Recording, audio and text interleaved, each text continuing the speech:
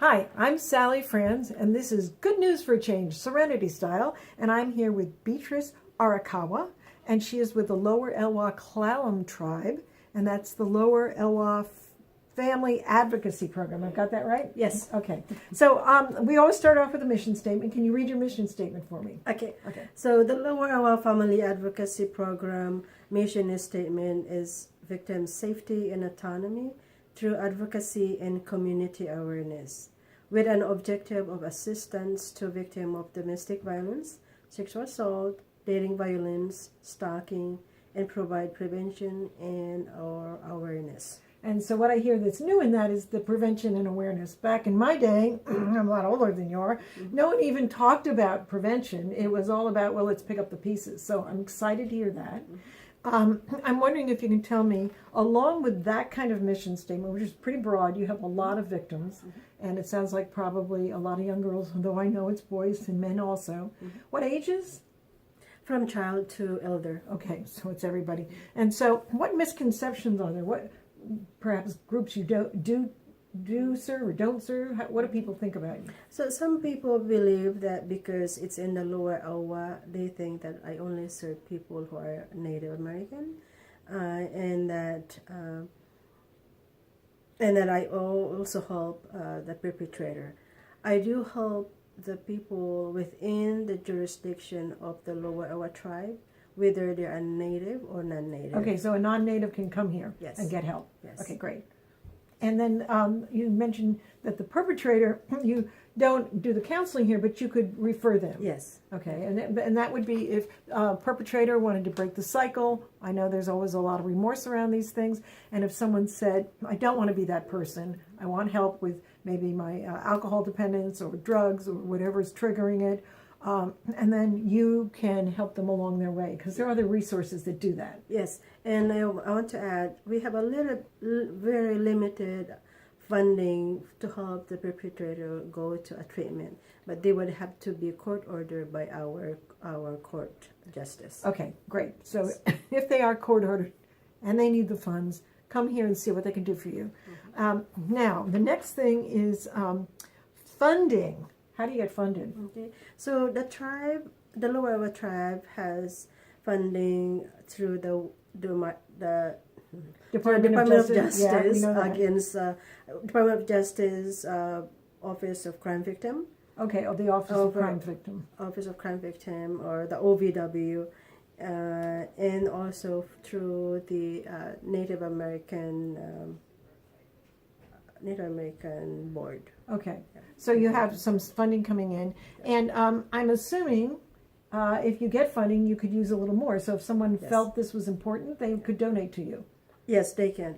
Absolutely. Yes. Huh? Yes. And you know what, people, I know sometimes you feel like you want to give, socks or diapers or that sort of thing. But the very best gift for a small organization like this that does so much is cash, because the day you give it, they may not need diapers. They may have way too many diapers or way too many pencils or whatever it is, computers, but they might need food for someone. So they need to have the discretion of open donations so that they can immediately serve the population that's walking in the door that day. Yes. So that's why we ask for that. Now, can you tell me a success story? Okay. So, again, I've been with the tribe for 18 years, and I have done quite a bit of work helping quite many victims or survivors of domestic violence, sexual assault, dating, violence, stalkings, and some of them are elders. So I have done quite a bit of awareness and preventions in this community, and I have done quite a bit of presentations in a statewide and locally communities as well. And I have helped people who have gained their independence to become a good employee of the tribe. Some of them are employed of the tribe now, and So they started as really down and out, downtrodden victims, not knowing where to turn. They got counseling. They walked through the pain and got to the other side, and now they have jobs, and they're taking care of their families, and most importantly, they're keeping themselves safe. And that takes training because, especially for women in our culture, there's not a lot of training around taking care of yourself and learning how to be independent and make that okay. Yeah. And I believe that I helped part of it. I mean, I know they had to do of their own work to become as good as they are now, but through the advocacy that I had offered, and somehow, hopefully, that helped. And also, I have helped a few people who have gained their status of immigrations, whether Nice. to get their permanent visa or get their children back and things like that. So Thank you for that. Yeah. And again, all these social programs that we talk about at Good News for a Change, Serenity Style, are about giving people that hand up that they need to stand on their own feet and be part of a contributing community. Everybody wants that. You'd be surprised. Everybody I've ever met would really like one day to believe that they could be part of a community and contribute. They don't want to be victims any longer. and I want to add also, and I must say, thank you for the tribe, Yeah. really, for the opportunity to be part of this, as for the success of their tribe. So Well, and the that's- commitment of the tribe yeah. is, and then the generosity of the tribe to open it up to all people in Port Angeles is, it makes me very excited, that there are people that care that deeply. Now we're going to go through a bunch of phone numbers, so get out your pencils. These are the hotline numbers that are available. I'm going to read the first two, and then you can read some of the others. Okay. The very first one is the one right here. It's 360 area code 460-1745.